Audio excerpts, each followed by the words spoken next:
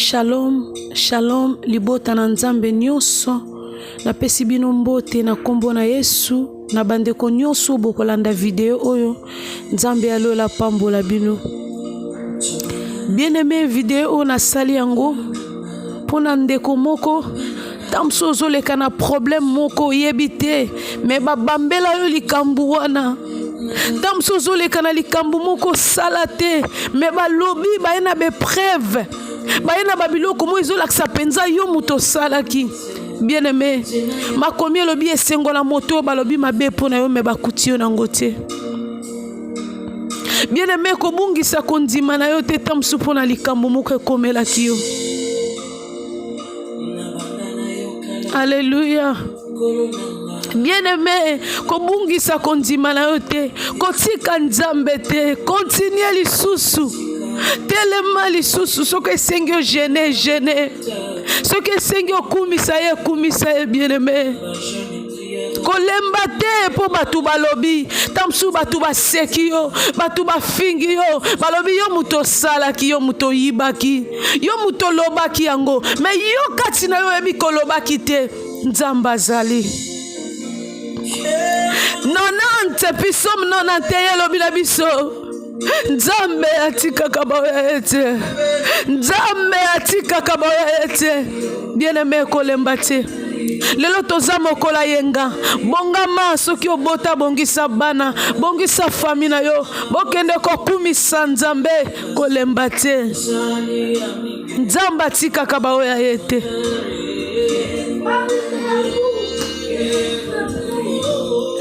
Kemona Nzambe nanga etindinga nagumba mela yo na ebisa yo. Alléluia. Kemona yo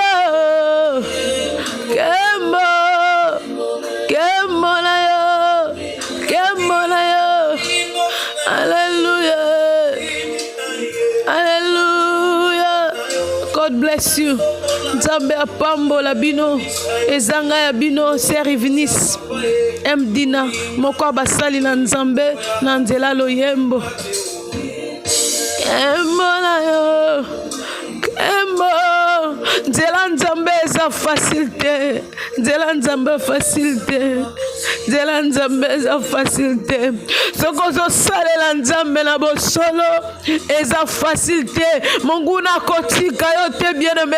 Monguna ko menacer yo. Soki na bana te na libala na yo. Soki na libala te na famille na yo. Kolemba te malgré ma circonstance, malgré ma problème bien-aimé kolemba te. Kolembate pesa confiance na Nzambe. Nzambe atika kaboya yete tanga pisom nonateye okozala desite. Nzambe atika kaboya yete. Alléluia. Hey, yebo sendo la basanta ba Jésus.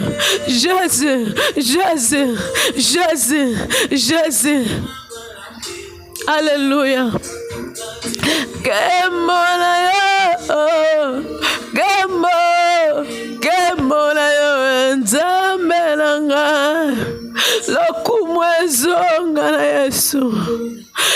ezonga na Yesu. Bien-aimé na bandeli lisusu. Kolemba te malgré ma circonstance. Lelo toza mokola yenga kende kokumisa Nzambe. Tombola ye bien-aimé. Nzambe atika kabaoya yete. Un jour, one day, ekobima. Makomi lobi na biso alobi yekutu nzeta mobesu banyokolie bongo biso ya kokauka bien-aimé. Bolingo ya Yesu eza fardeau tomema. Eza lokola contrat tondima ya libela tokoki otika te malgré ma circonstance. Kolemba te tamsu mabote ezangi yo tamsusu bana tamsu libala ekufi tamsusu perdre musala po boko pesa nzoto na ye pa manager pona lokumu Nzambe. Hey, Jesus, I love you, Lord. I love you, Jesus.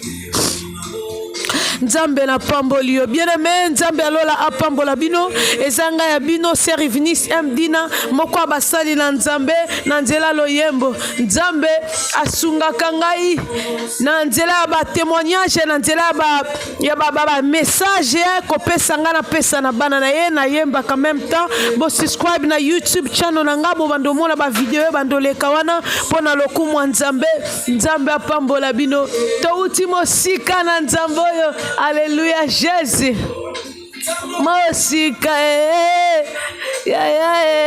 partagez massivement vidéo on a bien kosunga mabote belé et kosunga tamsu mama moko azolela amona ke sili alobi sili pona ngai sili